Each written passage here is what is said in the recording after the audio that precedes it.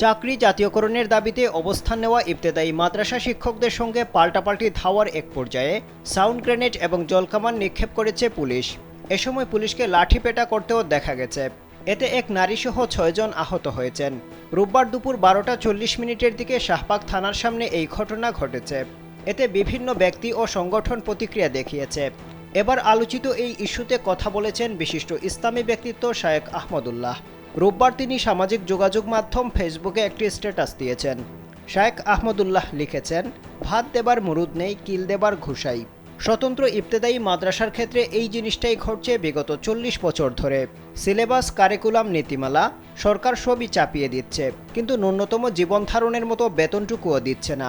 শিক্ষকরা যখন অভাব অনটনের কাছে হার মানেন, একান্ত মানবিক ও যৌক্তিক দাবি আদায়ের জন্য রাস্তায় নামতে বাধ্য হন, এটা জাতি হিসেবে আমাদের জন্য লজ্জার। সরকারের উচিত এই শিক্ষকদের প্রতি সুবিচার করা, জাতির ৪০ বছরের ভুল শুধরে নেওয়া। আশা করি সরকার সুবিবেচনার পরিচয় দেবেন। এই পোস্টের কমেন্টে তিনি আরও লিখেছেন, অথচ একই সময়ে একই পরিপত্রে চালু হওয়া রেজিস্টার্ড প্রাথমিক বিদ্যালয়গুলো ২০১৩ সালে সরকারিকরণ করা হয়েছে। শুরুতে স্বতন্ত্র ইবতেদায়ী এবং রেজিস্টার্ড প্রাথমিক স্কুল উভয় দ্বারা শিক্ষকদেরই সম্মানী ছিল ৫০০ টাকা।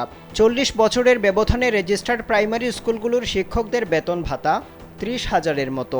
স্কুলগুলোর ভবন নান্দনিক সীমানা প্রাচীর পেয়েছে, সেখানে স্বতন্ত্র ইবতেদায়ী শিক্ষকদের ভাতা ৩,০০০ও না। এর চেয়ে বড় বৈষম্য আর কী হতে পারে?